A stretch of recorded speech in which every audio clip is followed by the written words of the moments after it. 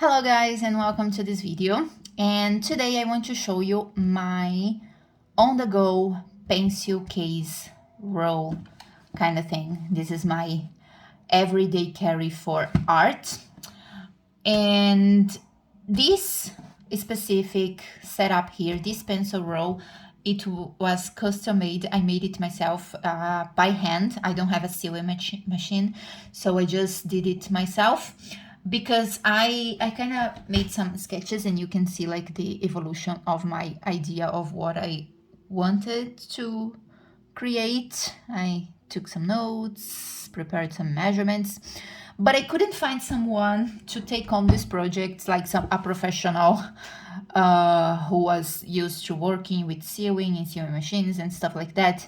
Everybody I approached didn't want to do it or was not used to do it, so they refused the project. It's okay, but I want this one specifically that I projected, so I just thought, you know what, I have two hands. Why don't I try it? So I bought some fabrics, which I love this fabric here, and I made it myself.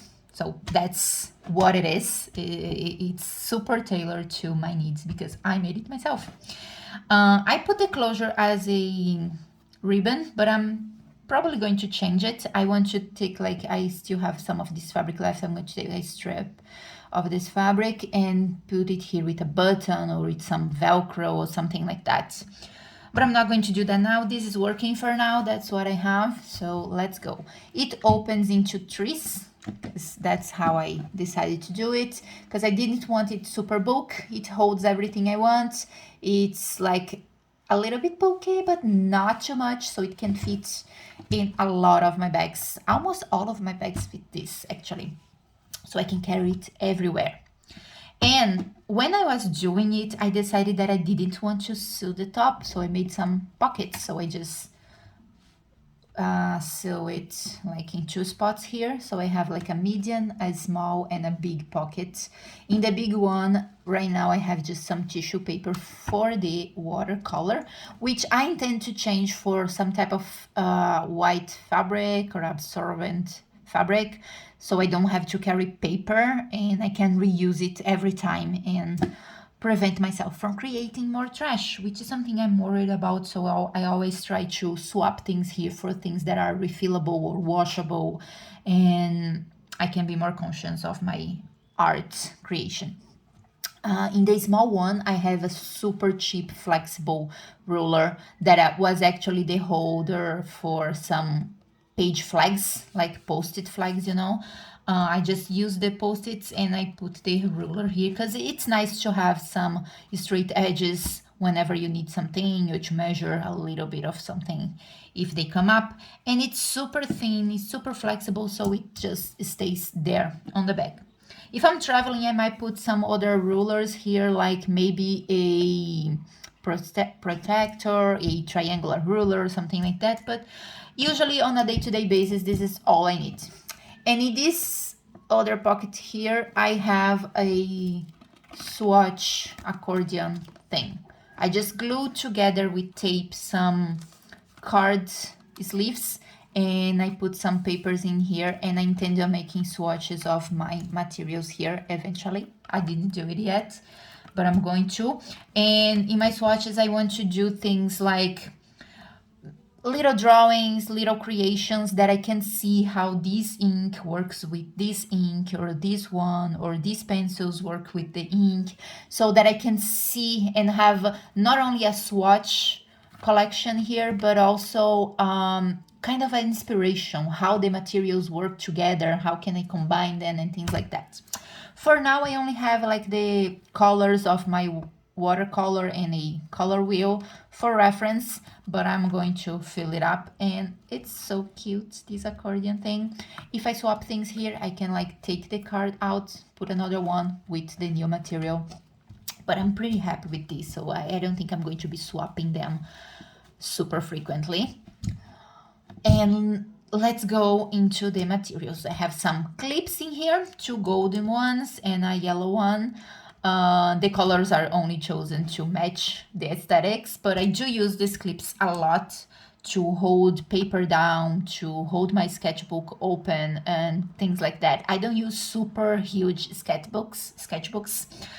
They are usually A6 or at maximum an A5. I actually have an A5 right now, and you can see like it's not super big. It's basically like the same thing as my pencil case here, and these ones work better. I haven't found a use for more than 3. If I do, I can clip them here, no problem. I have a few more spread around here in my studio. Then let's go into the pens, and then we go and finish with the watercolor.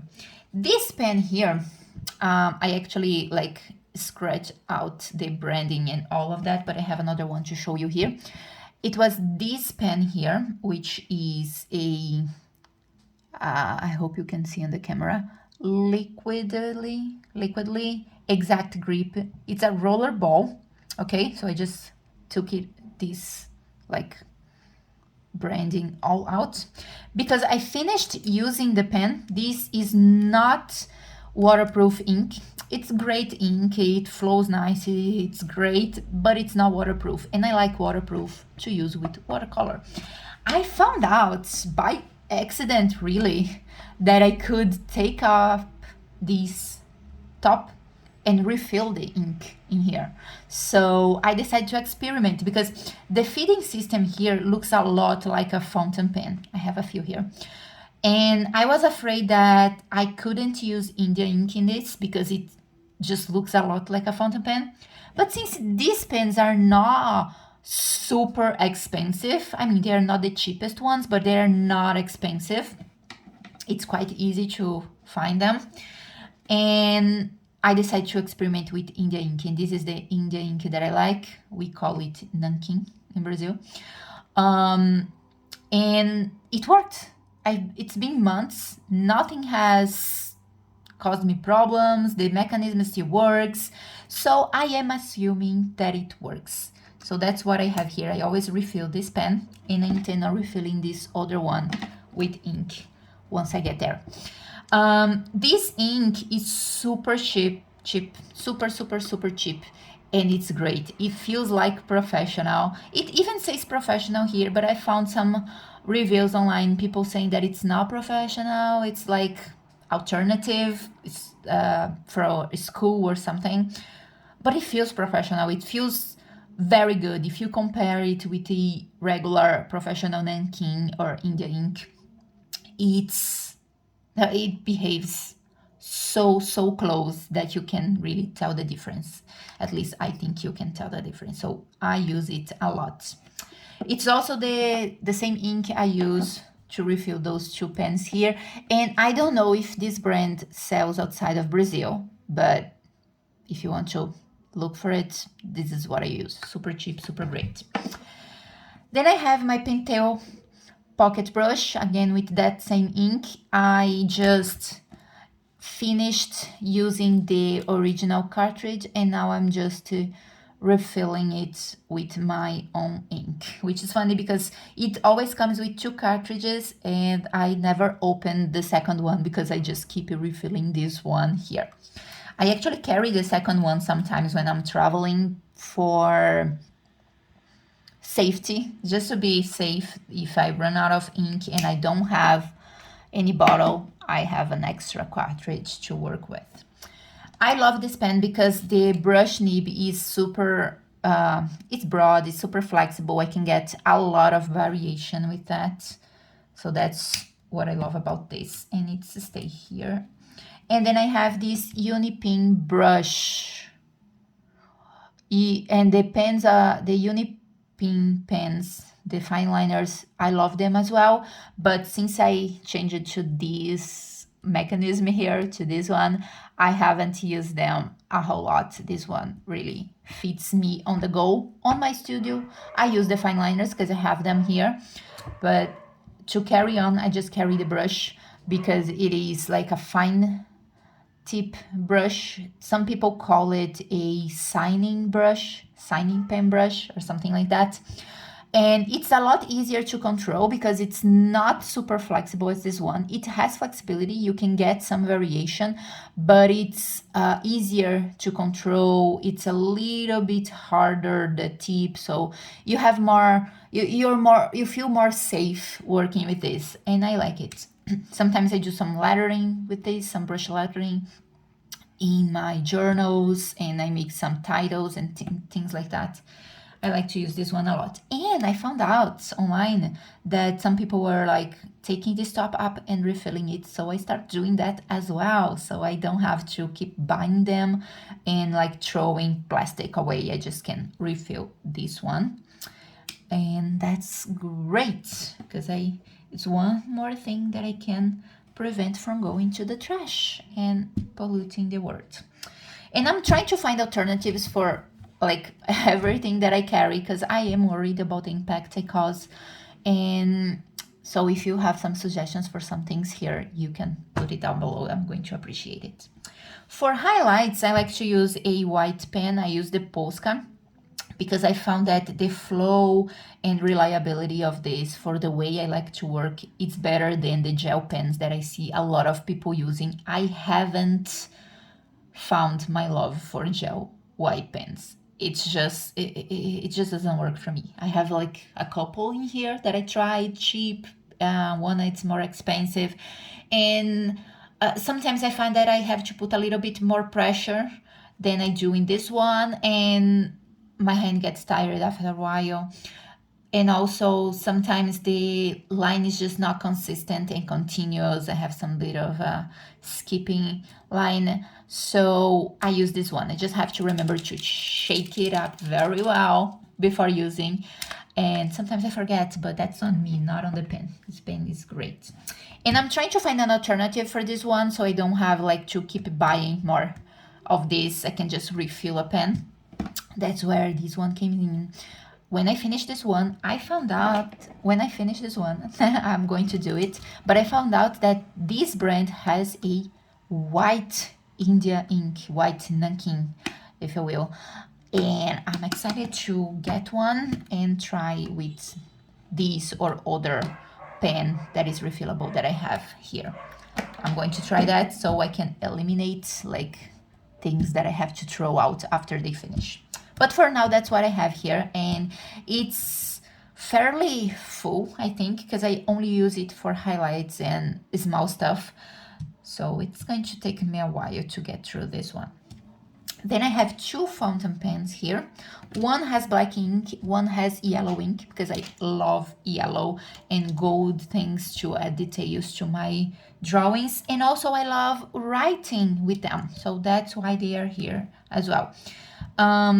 These are just from China. They are super cheap. They use the cartridges, but again, I just bought like a few cartridges and I refill them whenever I need more ink. So that's what I do here. And it's not waterproof because it's so hard to find waterproof ink for fountain pens where I live. And getting shipping to where I live, it's super expensive, so for me it's not worth it. I just keep my water soluble ink, and I can do some things with water soluble. I draw and I can go over with water and like use the ink, the solubility of the ink to create some cool effects. If I'm journaling, I like to use the yellow one as a highlighter kind of thing. So instead of using like let's say something like this to highlight passages on books or on my journal, I just create a box of yellow pen ink on the parts that I want to highlight, and it's a style that I like. It gives a little bit of something to my notes. So this is also why I have it here. This one's pretty cool. This one was a pen that I bought from China, which I actually love the pen. I have two more of them here. This is it. It's written in Chinese, but this is the pen. It's a 0.35 and it's a gel kind of pen. I think. It's super great, but once I finished this one, I decided to put some kneaded eraser in here. So this is my kneaded eraser, so that I can carry it without it being like super gross, because it gathers a lot of dust and stuff.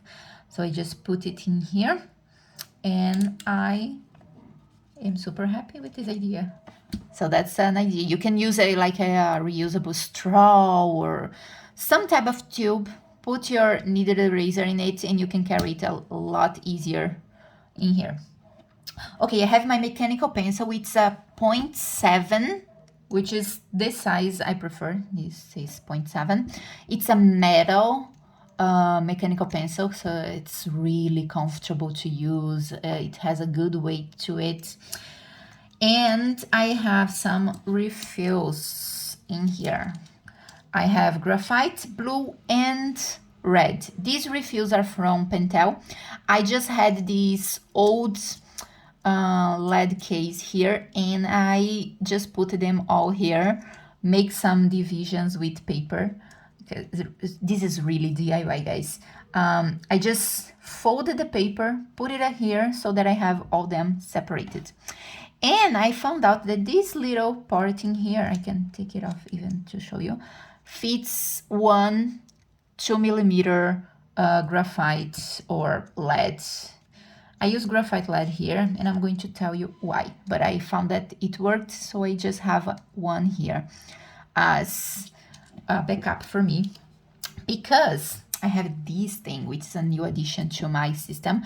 It's a Pentel, how they call it? Multi-8. Pentel Multi-8. It's a mechanical pencil for colored lead. So it's like I have 8 colored pencils in here. So these come with these 8 colors. I have, let me put it back. I have orange, yellow, green, blue, like a cerulean light blue, darker blue, brown, red, and pink. So I have these 8 colors here. They have, I think, 3 or 4 more colors, 4 more colors, I think.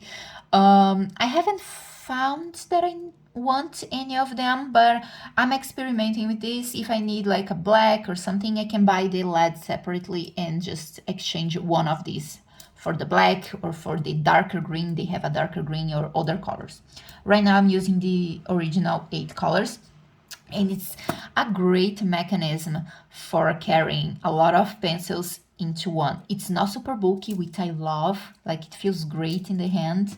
It's not like some multi pens are even bulkier than this one. This one is great. I might make a review on this showing how the mechanism works. But this is my alternative for colored pencils, which I like. And it fits 2mm leads. So that's why I have this one here. Even though it only fits like 8 leads and they are already here, I can, if I don't want to use the color, I want to use like the graphite, I can put it here. Right with this. And once I'm finishing, I can take it back to the case and it goes back to being just a colored pencil. So it's like a alternative that I found. So if I want a point that is a little bit broader than the 0.7, I can have it as well. And the last thing I have here is a eraser. It's not a super fine eraser. As you can see, it's quite big, but it gives me some precision. So if I don't want to use my kneaded eraser, or if it's something super simple, I can just erase with this one. And on the top, I put like this sharpener. It's a sharpener for 2mm leads that I took from an old mechanical pencil that I don't use anymore and it was actually broken. It fits in here, so I just leave it here so I don't lose it. And this is the pen. It's a refillable pen. I can buy more erasers. I have a few here. If this one ends, I can put another one. This is the brand, and this is the size of the refill, 6.6mm. Works great. So these are the pens and pencils that I use, and I have my watercolor that I showed you my swatch in here. So let me open. This is just a regular watercolor thing that you can buy online, and I just put my own pens in here. These are Van Gogh Royal Talents pens, and I chose the colors to have like a split primary palette, two greens that I like, which is sap green and viridian. I use them a lot, so they are here for convenience. I have some neutrals and browns here, and I can make another video showing why I have all of these colors specifically. And I have a gold because I start playing around with metallic watercolors, and this is the one I like to have here. Is a gold one. All I could find was a light gold. I wanted a deeper gold, but for now this is what's working, so I'm doing that. And I have my water brush in here with a little bit of a stopper on the top, so if I'm out and about I can do some watercolor with this. And if I run out of water, I always have a water bottle with me. It's not like a big problem to get water, so these are in here. And I have a pocket regular brush. If I found like a place where I can get like a cup of water or something, I can use this one, which I also like. It's basically a very similar size to this water brush here. This is from Pentel, this is from Van Gogh, and came with the pens. And that's why I have both. So I have a water brush and a regular, travel regular brush. Let me put this back in. This travel pocket brush here, they are really great. I've got to tell you, I prefer the water brush because they are practical and convenient. Really love them. But this one is really great, so that's why I keep them here. Let me put everything back on its place. Yes, so I also have like a little bit of a tissue paper in here, which again, I want to change for some type of fabric that I can rewash whenever I need it. And I have this plastic thing that works as an extra mixing surface for me. I don't always use a lot of water to make my mixes. If I do, I use these spaces because they hold the water very well. But if I just want to like test up a little bit or use a little bit of my watercolors, these surfaces work really well. It's just white plastic that I can rewash whenever I need. I keep them here, so I have extra space to do it. That's my watercolor. It has a ring on the back, which I also like, and I keep it in here. So this is what I take with me on the go, and it works awesome. I hope you like this video. If you have some suggestions, again, how can I turn some of these materials into refillable things so I reduce the waste I'm creating in the world, please let it down below. If you have some suggestions or some questions, if I didn't explain something exactly, also leave it down below in the comments. I hope to see you in the next video. Bye.